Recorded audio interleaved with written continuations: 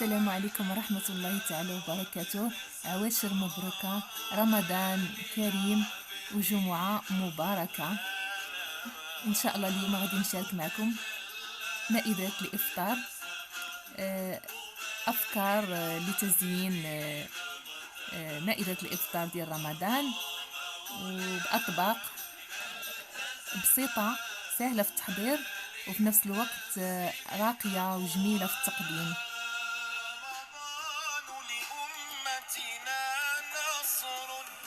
نستلهم منه الأمجاد. رمضان لأمتنا نصر نستلهم منه الأمجاد. نبداو على بركة الله، وقبل ما نبداو ما نساوش الصلاة والسلام على سيد الخلق أجمعين محمد صلى الله عليه وسلم. أول شيء بديت به خديت العجين المورق، سواء كنت حضرتها أو شريته، أنا شريتها جاهزة. خديت هاد لي سيركل، هاد الدوائر، وغادي نبدا نقطع بهذا الشكل اللي كيظهر قدامكم. من بعد هذوك الجوانب اللي كيشيطوا فما نعاودوش نعجنوهم، فقط نخليهم بهذا الشكل هذا، نحطهم في واحد البلاستيك حتى نعاودو نطلقوهم بالمدلك ونستعملوهم. من بعد خديت هذاك السيركل اللي صغر منه، ماشي اللي كيكون صغر منه مباشره ولكن الثاني اللي كيتبعو، وغادي نعاود نقطع هذوك لي سيركل بهذا الشكل هذا. يعني هنا لا كانوا عندي 12 دائره، غادي نقطع 6 بهذا الشكل، و6 نخليوهم دوائر كامله. هنا ان شاء الله نحضروا طبق او بلاطو ديال المملحات بعجين وحده وبطريقه جد سهله. من بعد خديت صفر ديال البيضه، ضفت عليه شويه الحليب وشويه الخل، نقيطه الخل، ثقبت هذوك الدوائر ودهنتهم بصفر البيض. من بعد خديت هذاك السيركل اللي قطعت، هذيك الدائره اللي قطعت كيف شفتوا، وغادي نحطها الشكل راه باين. يعني هنا ما نضغطوش بزاف لان العجين المورق لا ضغطنا عليه بزاف ما كتنفخش، يعني نضغطو شويه، اصلا هو الصفر ديال البيض راه غادي يثبتهم. هنا عاودت معكم وحده اخرى.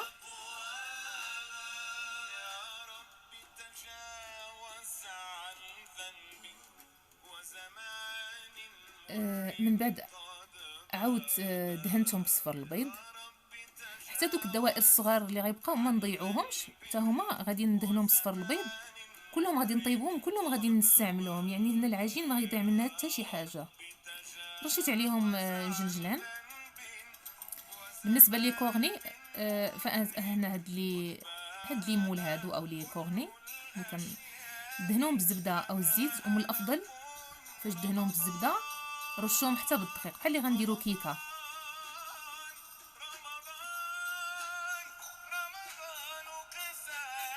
هنا خديت العجين المورق وغادي نقطعها اشرطه تقريبا 2 سنتيم.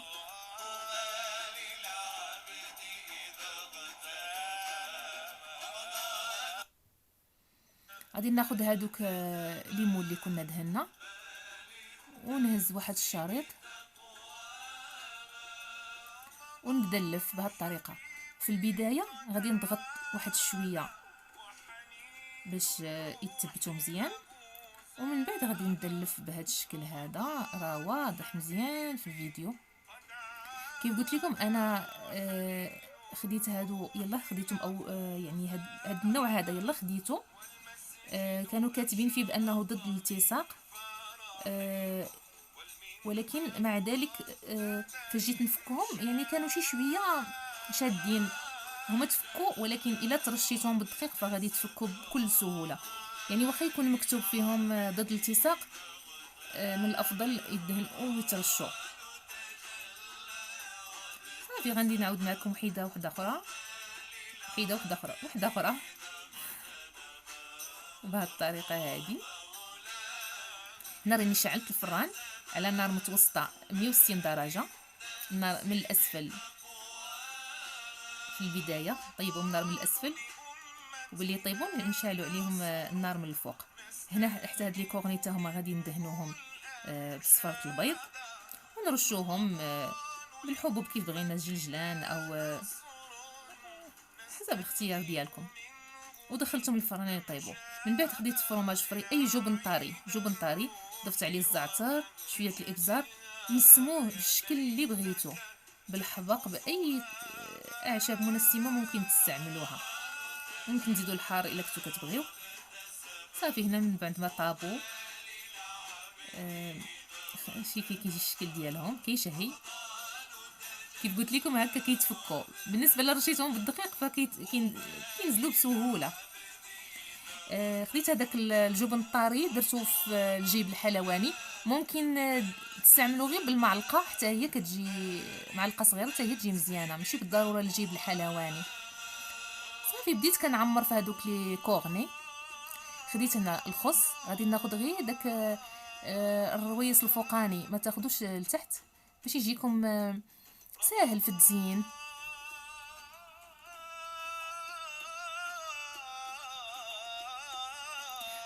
انا هنا شاركت معكم الطريقه ديالي، هذه بسيطه كتجي زوينه، ممكن تزينوا باي طريقه بغيتو نتوما. هنا خديت لي طرونش ديال الفرomاج او الشرائح ديال الفرomاج، وغادي نقطعهم بهذه الدائره الصغيره بهذا الشكل هذا.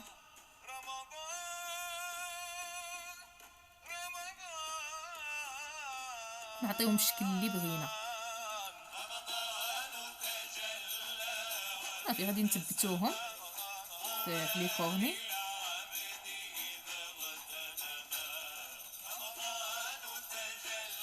هنا درت واحد نص ديال الزيتونه،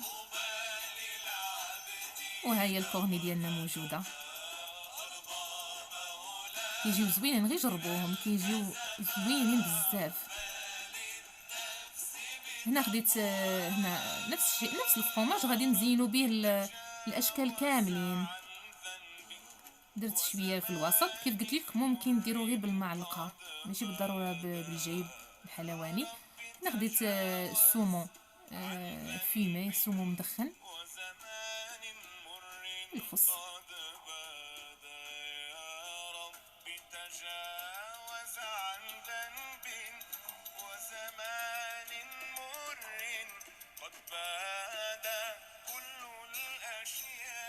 هنا درت الكبار مخلل، درته في الوسط. زينوا بالطريقه اللي عندكم واللي غتجيكم سهله ومناسبه، زينوهم راه كيجيو رائعين. من بعد هذوك لي سيرك اللي كانوا صغيورين نحاول لانهم تنفخوا، غنحاول نحيد ليهم هذاك الراس الفوقاني، نعمرهم بنفس الفرomاج بنفس الجبن، غادي نحط فوق منها وحده اخرى. هاد الثانيه ما غاديش نقطعها، قطعت غير تحتانيه باش تثبت في الحطه. خديت الكورنيشون مخلل، هو اللي غادي نزين به.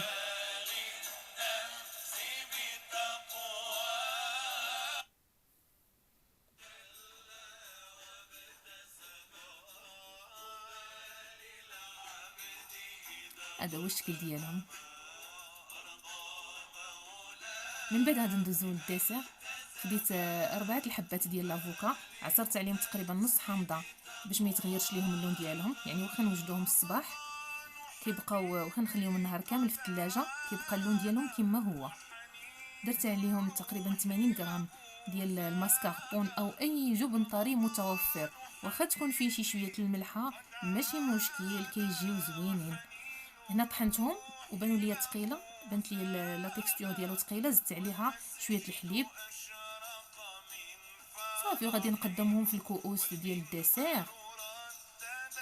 كيف قلت لك كيوجدوا وكيبقاو في الثلاجه حتى لوقت الفطور، او بالنسبه للسحور ما كيخسروش، كيبقاو مزيانين حتى اللون ديالهم ما كيتغيرش. صافي زينتهم هنا بالنواه كوكو وبشويه البيستاش مطحون. بالنسبه لهذا الطبق ديال الفواكه الجافه، خديت التمر عمرته بالعقده ديال الكوك مع الماء الزهر، مشماش مجفف او المشماش اليابس، ولي كراكرز بالنسبة للأطفال أول يوم في رمضان.